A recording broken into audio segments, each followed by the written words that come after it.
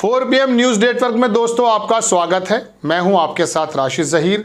राहुल गांधी ने नीतीश कुमार पर डायरेक्टली प्रहार किया और कहा यूं कि आपने जो जातीय सर्वे चलाया था अब आप चुप हो जाएंगे, डर जाएंगे, लेकिन कांग्रेस आई इस मुद्दे को लेकर आगे बढ़ेगी।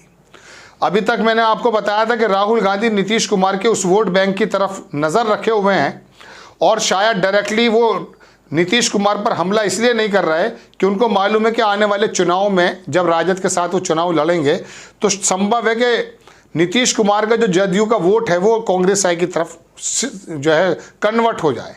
लेकिन अब राहुल गांधी ने क्या लिखा वो देखिए। उन्होंने लिखा, राहुल गांधी ने दोस्तों के सामाजिक और आर्थिक न्याय आज उस समय की मांग है और जातिगत जनगणना उस दिशा में पहला कदम। भाजपा नहीं चाहती ऐसा हो क्योंकि ये वो देश को चलाने में वंचितों की भागीदारी के खिलाफ रही है।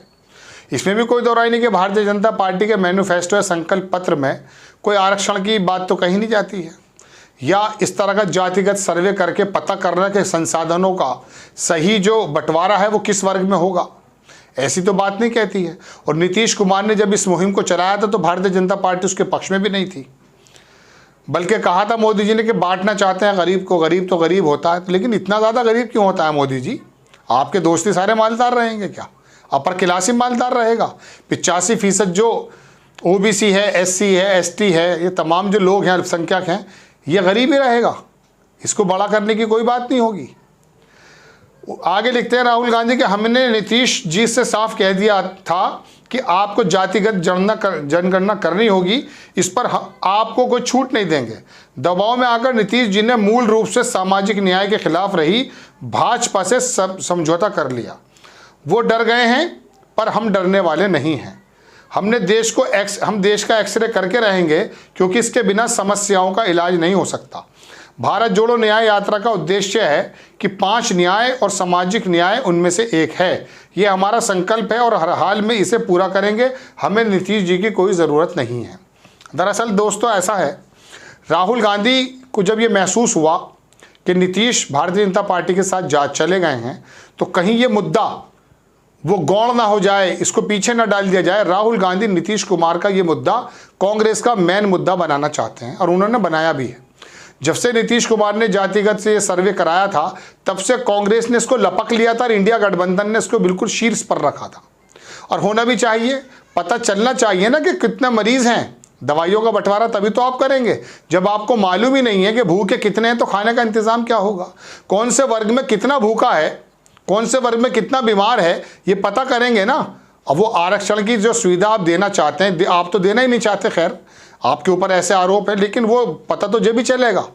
राहुल गांधी ने दरअसल नीतीश कुमार के जाने के बाद इस बात का अंदाज़ा किया दोस्तों कि नीतीश कुमार कहीं जाकर के इस मुद्दे को ख़त्म ना कर दें। ये मुद्दा ख़त्म अगर हो गया तो जो गरीब और सामाजिक न्याय की लड़ाई है वो वाकई ख़त्म हो जाएगी। राहुल गांधी के बारे में मैंने परसों आपको बताया था, BBC ने भी छापा था कि वो डायरेक्टली नीतीश कुमार पर कोई हमला नहीं कर रहे, अलबत्ता उनका वोट अपनी तरफ ट्रांसफ़र करने की कोशिश ज़रूर है और वो हो भी जाएगा। लेकिन ये मुद्दा कहीं नीतीश कुमार के साथ ही ख़त्म ना हो जाए।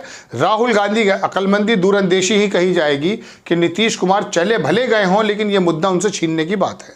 और ये मुद्दा छीनने की बात नहीं है, ज़रूरत भी आज के वक्त की। नीतीश कुमार कहीं भाजपा में जाके भाजपा जैसा रंग ना कर जाएँ, चूँकि इतनी हिम्मत नहीं है कि वो भारतीय जनता पार्टी की सरकार बनाएं, साथ रहें, उनके साथ चीफ मिनिस्टर बन के रहें और वो आकर उस एजेंडे पे काम करें जो एजेंडा भारतीय जनता पार्टी को पसंद नहीं है।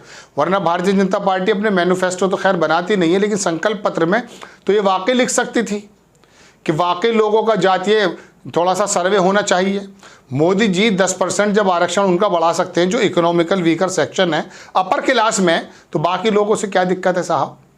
जब आप 85-15 की लड़ाई करते हैं वोटों के लिए तो इस बंटवारे में भी तो लड़ाई कीजिए ना, 85 और 15 की, 80 और 20 की। लेकिन यहाँ पर चूंकि आपके दोस्तों का, आपके अपर क्लास का कोई हर्जा हो जाएगा, जो 5000 साल से एक व्यवस्था चली आ रही है कि गरीब को कुचल कर रख दो, उसके अंदर कोई ना कोई छेद हो जाएगा तो आप इसमें चुप हो जाते हैं।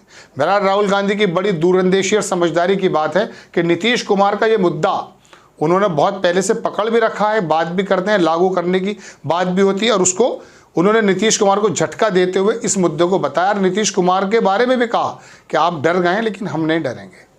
आपको खबर कैसी लगी अपनी राय कमेंट्स बॉक्स में ज़रूर दीजिए। चैनल को सब्सक्राइब कीजिए, शेयर कीजिए। नेक्स्ट टाइम मैं किसी खबर के साथ हाजिर होता हूँ। जय हिंद।